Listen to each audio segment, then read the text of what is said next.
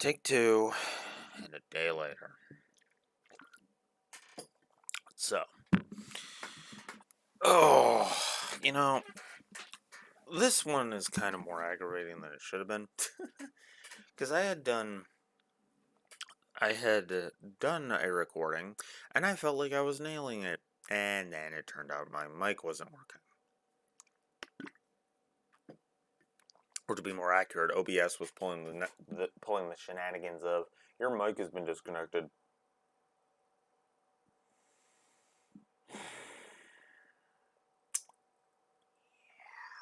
Anyways, so the Master of Magicians. So, let's go ahead and start off by by repeating myself, basically,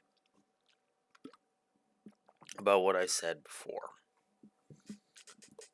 Needless to say, first and foremost, adjusting some stuff on OBS to make it a bit better, or for me. So,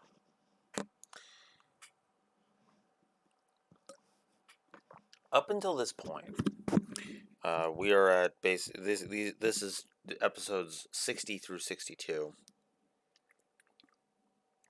The Arcana / Pandora duel, in case you're wondering. And I have been, over the course of the past 60 episodes, 59 episodes really, I have been mostly pretty soft on the dub. I'm not going to argue against that because I have been pretty soft on the dub. Very few exceptions to that, right? I mean, yeah, I've made fun of lines like, check his pulse, Yugi, and shit like that, but that's as far as that goes. Just gentle ribbing. Nothing major. In fact, the only time I've ever really flat out insulted the dub was actually trying Face Off. And that was just Face Off basically, sucking so much ass in the goddamn dub that it would have been Ramp-View status had the Japanese version not been as superior to it as it was. I still don't like Face Off. I still think it's one of the worst three-parters in the series, so far anyway. It's definitely the worst worst three-parter in Season 1. It's definitely the worst, in my opinion, of episodes that get past 2 parts. Because remember, we've had a Ramp-View. And you could say, well, what about Dungeon Dice Monsters? In which I respond with, Dungeon Dice Monsters had some very specific failings that screwed it over.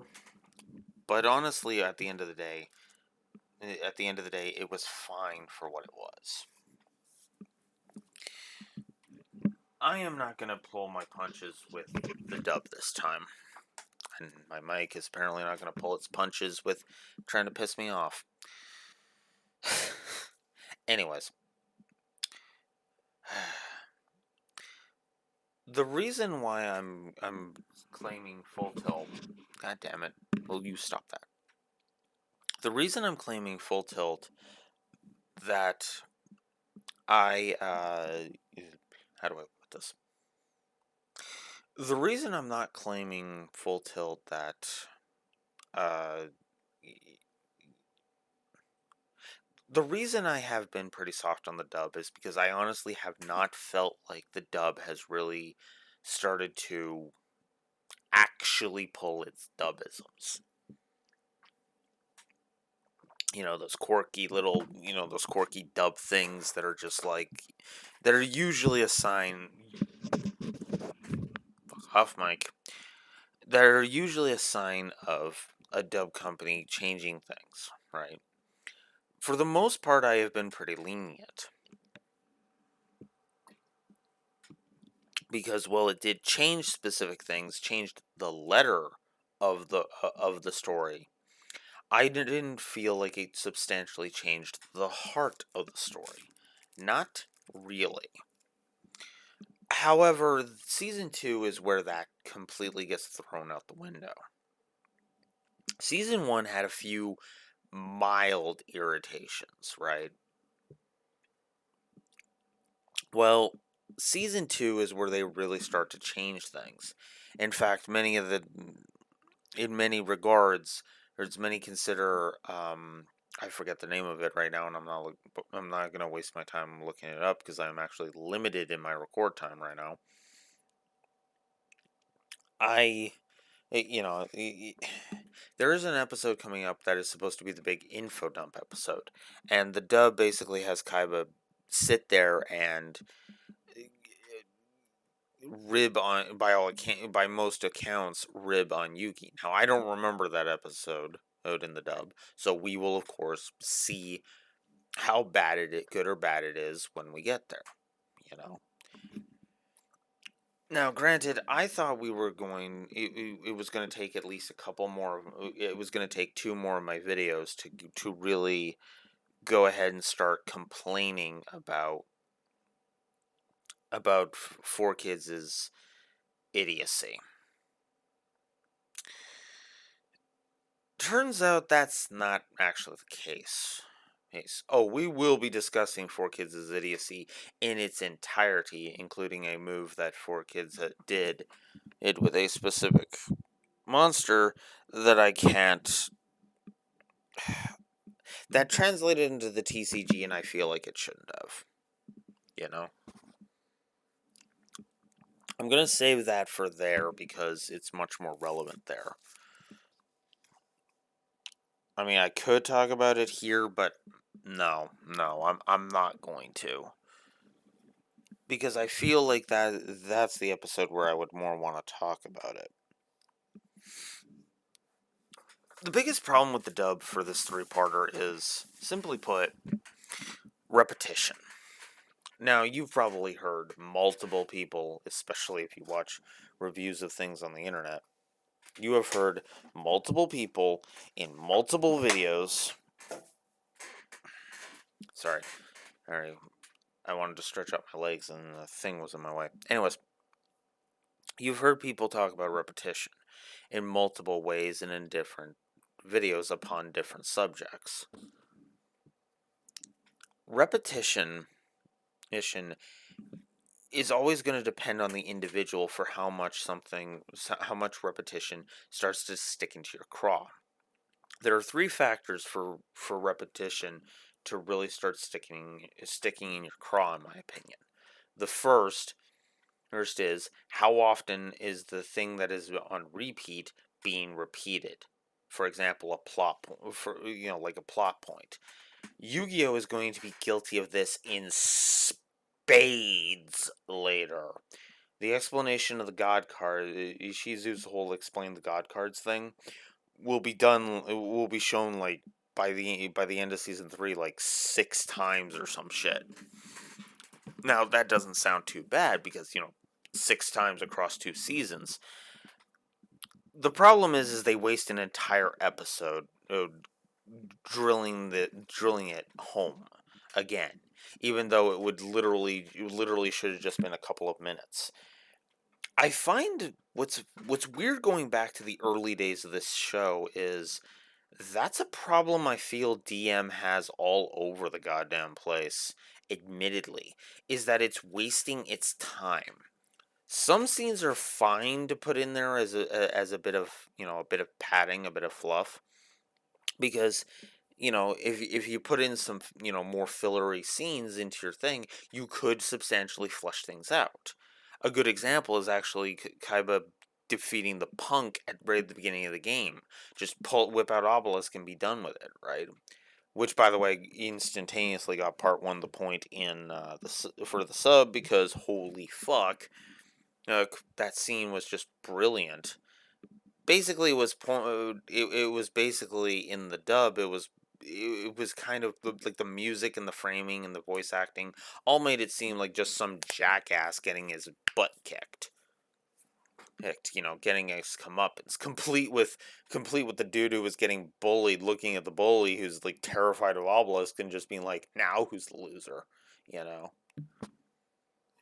But it's framed more as a horror scene, weirdly enough, in the Japanese version. Because, well, let's face it, the Egyptian god cards are effectively supposed to be weapons. But what's funny is I feel like Obelisk is actually obeying Kaiba a bit here. What I mean by that, and I don't mean in attacks. Note how much damage Obelisk did to the Duel computer. Yeah, that's what I mean. Because I feel like I feel like Obelisk is okay when Kaiba isn't trying to like full. Excuse me. When when Kaiba's not trying to unleash Obelisk's full might, it's fine. This will lead to something that I frankly fucking hate. I do still hate. I stand behind my statement with Joey and the whole how he entered the Battle City tournament thing. Again, Duelist Kingdom. Why did Duelist Kingdom not fucking count? Like that just screamed stupid to me. You know? And again, Kaiba Corp or set up the database. There go, ergo. Oh, and again, simple fix. Could have been a very simple fix. Even what was it? The qualification was like you need to be like level 3 or something like that. Why not just fix the results so Joey's level 3 and then bam, him, be in, let him be in. But no. Anyways, so there's that. So then we get a brief scene of Eric, who goes ahead and in the dub he basically in both the sub and the dub he kind of figures out that Ishizu's got a hand in this in the whole tournament. The thing about Merrick is Merrick's motives are understandable in the sub, but are basically petty. And frankly, they do not excuse the bullcrap. This is something that sticks in my craw about Merrick more than anything else.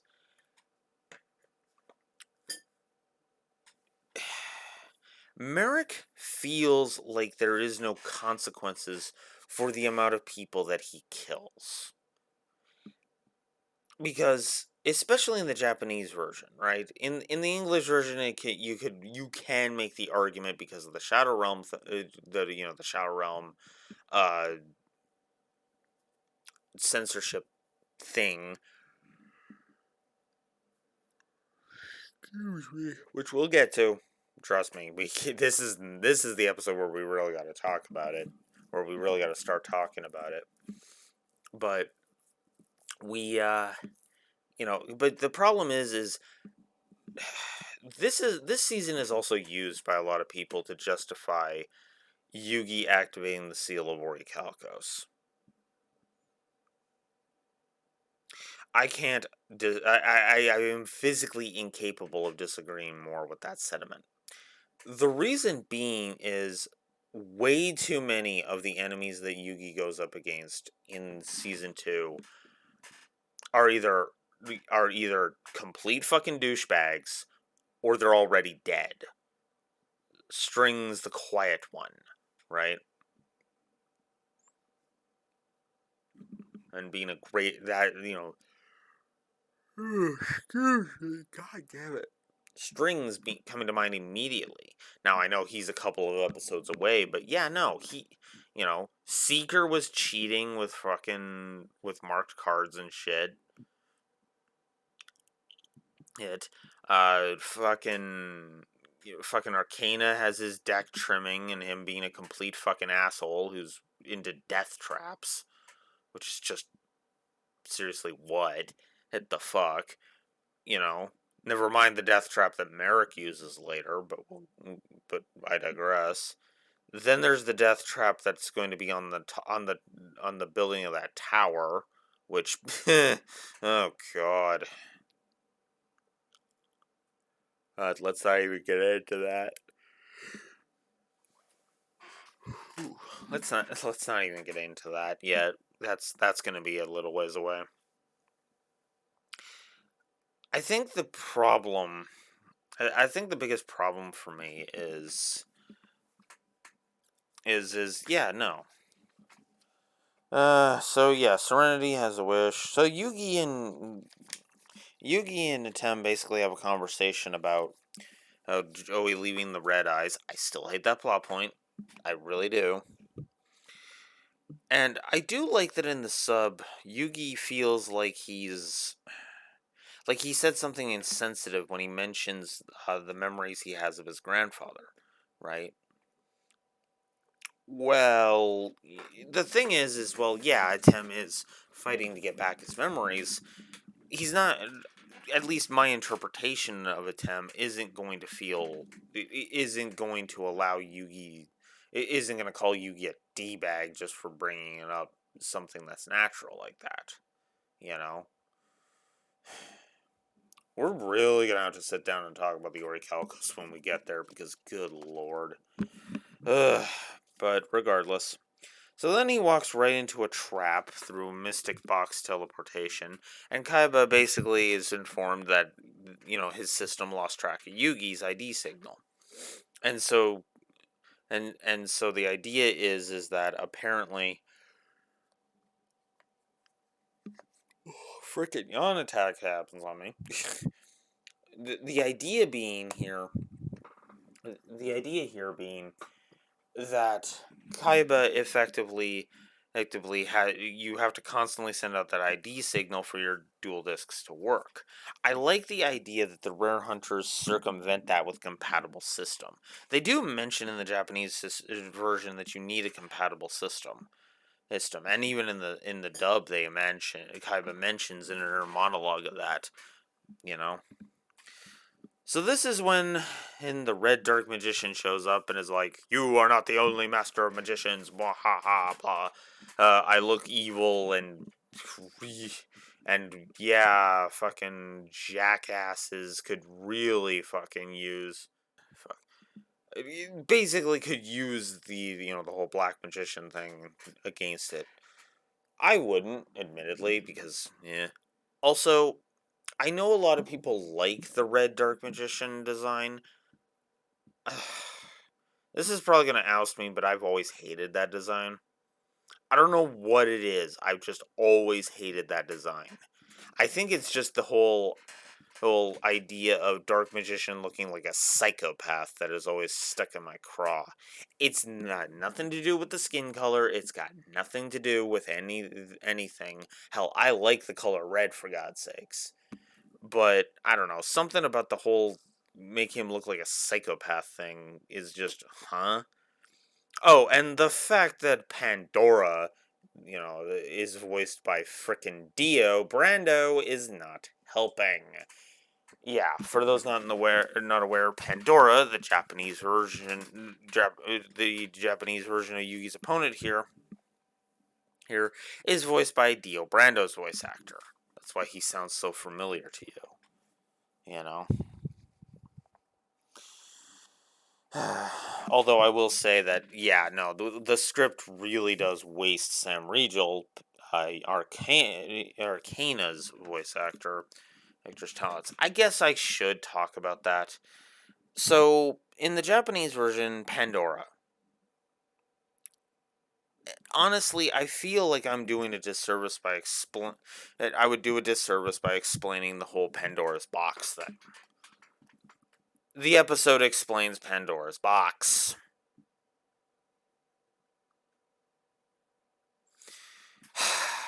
Look, I may hate the fact that the script is so terrible in the dub, but that doesn't mean the sub is free of stupidity in its script, and that is one of them.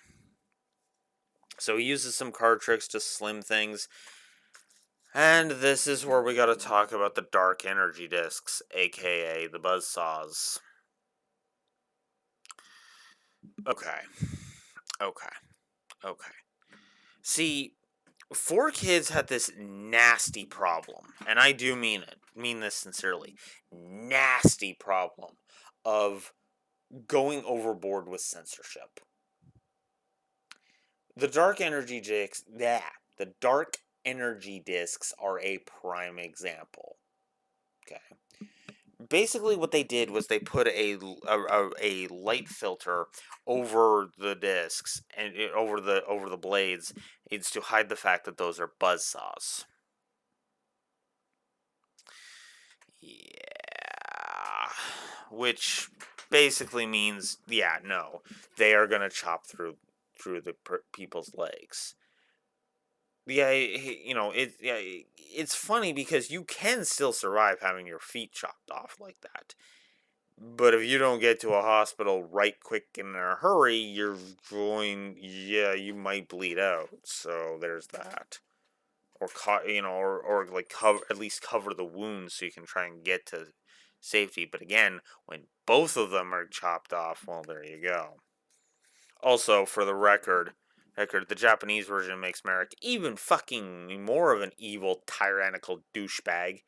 Considering he basically mind fucks Pandora to the point where he's going to be screwed over.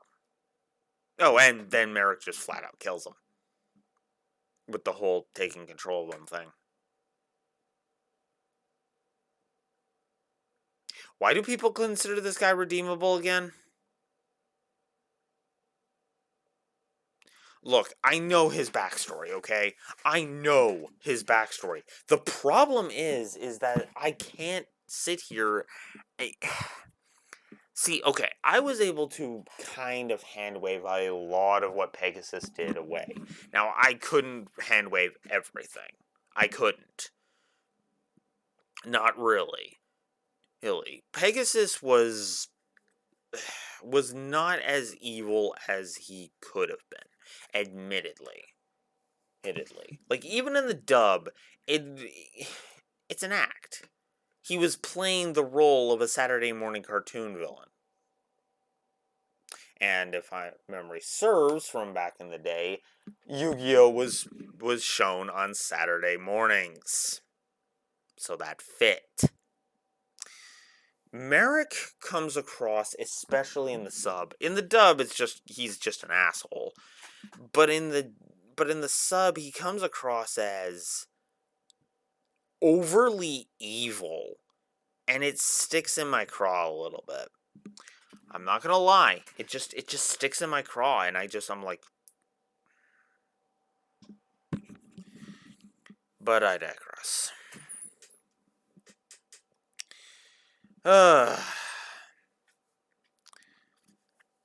So then Yugi manages to turn the tables after Arcana summons Legion the Fiend Jester. That's sure. This is after he forces Arcana to discard his first Dark Magician with card destruction. Also, an amusing little thing. It looks like if you look at the way the dub handles the art, it looks like Obelisk is in Arcana's hand.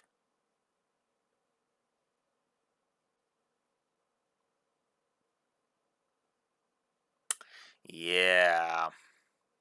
Anyways. So then it goes into part 2. Is there anything else in part 1? Oh yeah, I guess to go back, I don't really need to mention the hazy glimpse thing with Ushizu's powers. I already mentioned that. The blocked by the basement thing.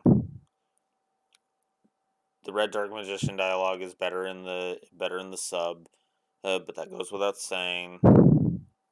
Hey, my Dio point. Oh yeah, the Heart of the Cards thing point comes back too. Oh. The thing is the whole there is no such thing as the Heart of the Cards argument with this that people have for the sub. Yeah, this episode is basically the antithesis of that. Like the anti that argument. I don't I'm pretty sure antithesis is the right word for that, but my headset being fucking stupid is not. Not for sure. But anyways, I feel as though I feel as though this episode constantly has that issue because yeah. Uh, so then some interesting new cards are used. Mystic Tomato, which is one of the first summoning floaters. I mentioned floaters back in the Rebecca two-parter with Witch of the Black Forest and Sangan. Well, yeah, here's another one with Mystic Tomato. It was just these are the summoning floaters. They won't have those effects until later, which is funny because that's actually a point from my notes in the sub in part 2 of the sub. Cards shifting later. Tragedy in this case because of the mystical guillotine.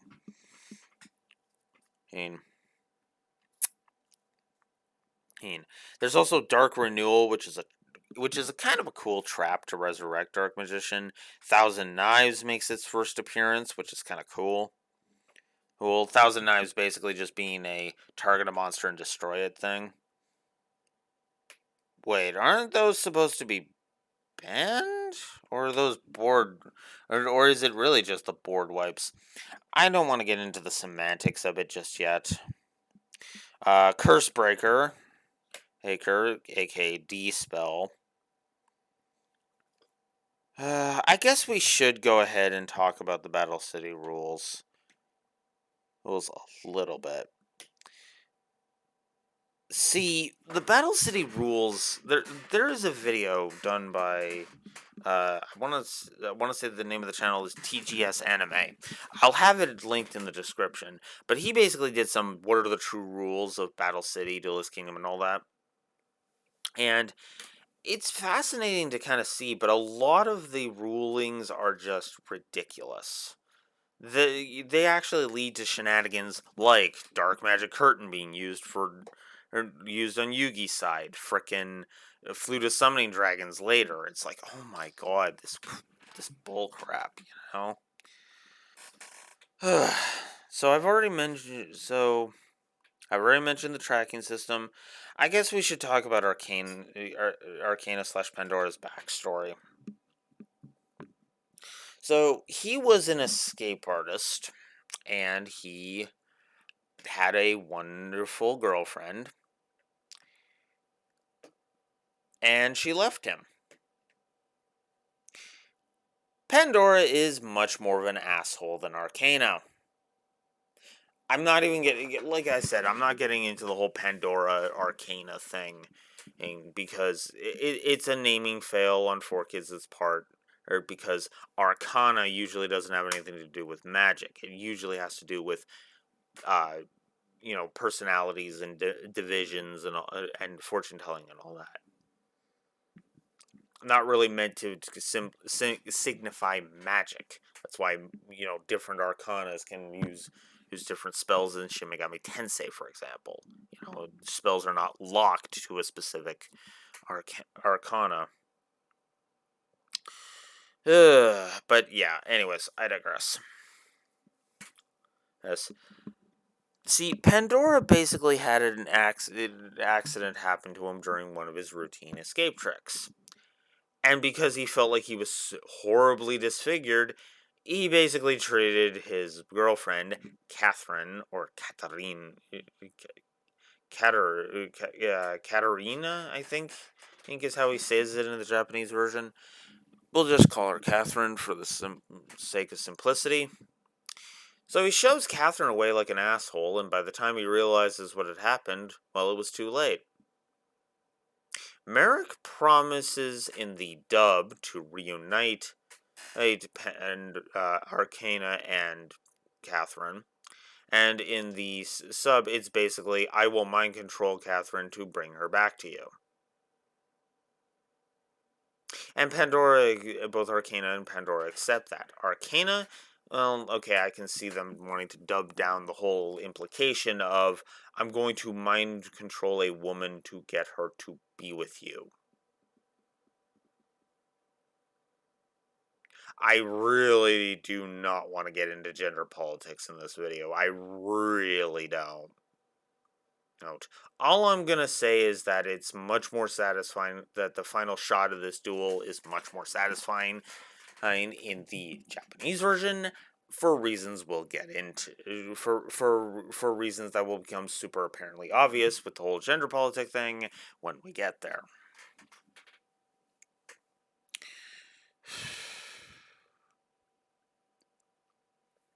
There.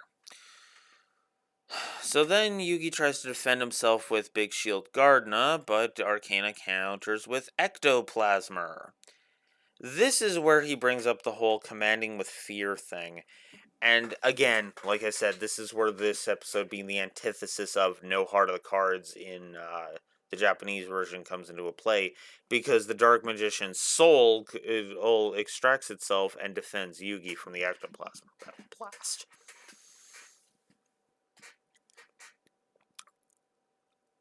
Let's just say I keep this as my headcanon that there are actual connections of like actual monsters. Effectively, the idea being is your deck, that droid effect takes a place with your deck over time, and then specific entities are just inherently a thing. That's why, for example, Arcana's Dark Magician, the Red Dark Magician, reacts to Pandora and Arcana's words.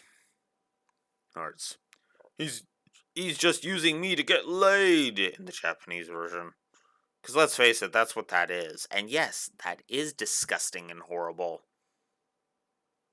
As it fuck. And yes, I do say that it's disgusting and horrible. Because it's fucking disgusting and horrible. Moving on.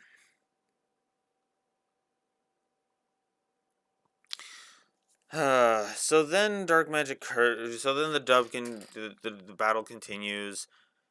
Dark Magic Curtain brings out another Red Dark Magician. Hishin anti-magic arrows to get rid of the face downs. Then Yugi uses Dark Magic Curtain wrong because yeah. because in the real card game you can't actually summon Dark Magician Girl with it. Oh, and here we go. Dark Magician Girl. You know, when I was originally planning these videos out, I actually was intending to make a joke at my best friend's expense, but I gotta be honest with you.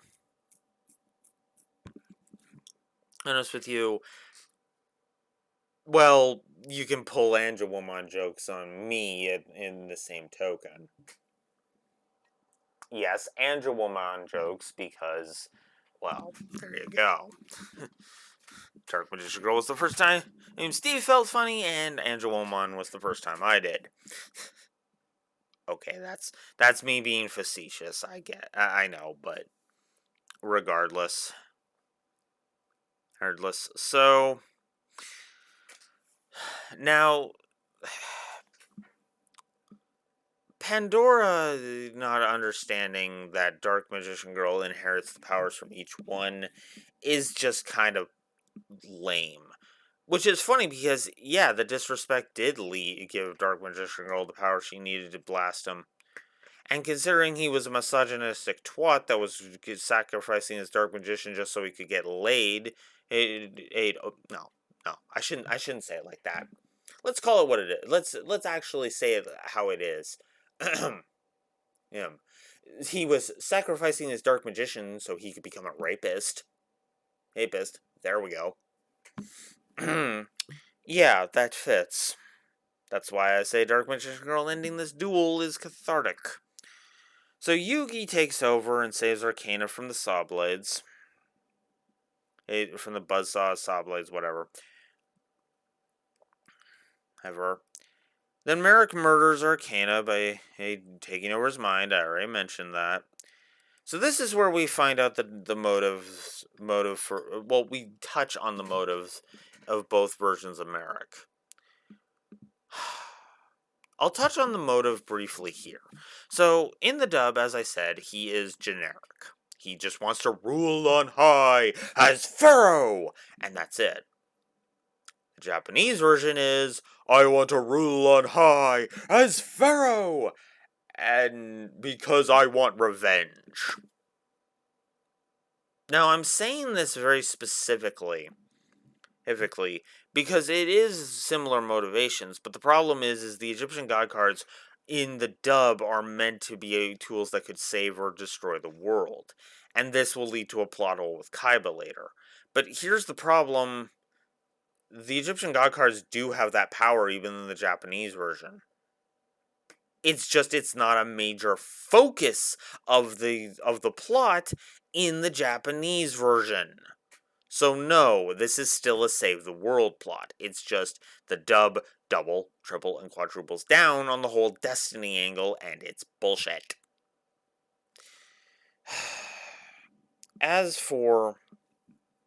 So, and that, again, there is just certain things that the Japanese version does that is just meh, right? It tries to justify the whole smashing the puzzle thing, calling it a test.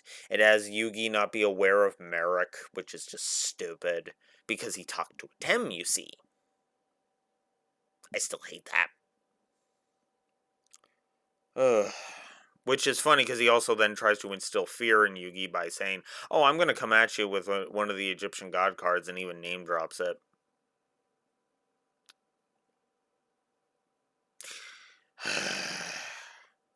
But I digress. And then, this is where we hint at the biggest lie of this entire show. In the Japanese version, it is hinted at here that Merrick's dad was killed by a Tem. Okay.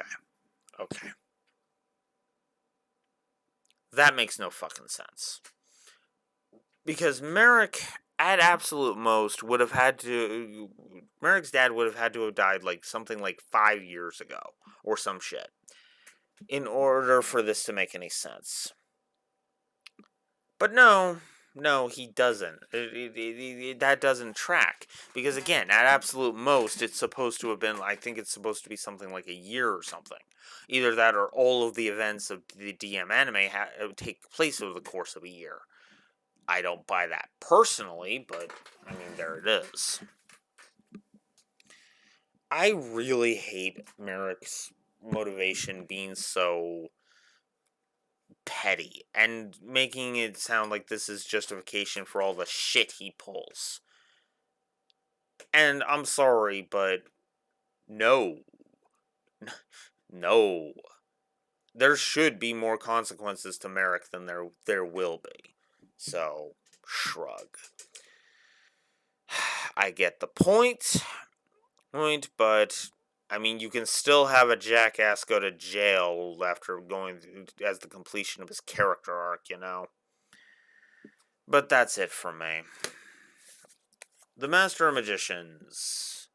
Not a great 3-parter, admittedly, and I hate that I felt like I was nailing it, and then I had to scrap that other recording, because, The Master of Magicians is a 3-parter that I don't think I'm ever going to watch again. I think I can say that this is probably on my skip list. The only thing I would probably watch again is the Dark Magician Girl scene, and that's just because that scene is actually awesome. So, shrug. But a good scene does not a good 3-parter make. But I am still giving the 3 points to the sub, if for no other reason than the fact that I was just so pissed off at the fucking dub, and it's bullshit. But that's it for me. So next up, Joey has to fight Weevil.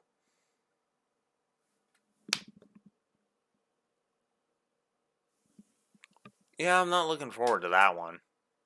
In the meantime, though, I've got a stream to go attend, so I'll see you guys later. Blue Wolf Alex of the Lore Walkers, signing out. Have a good one. Duel stand by.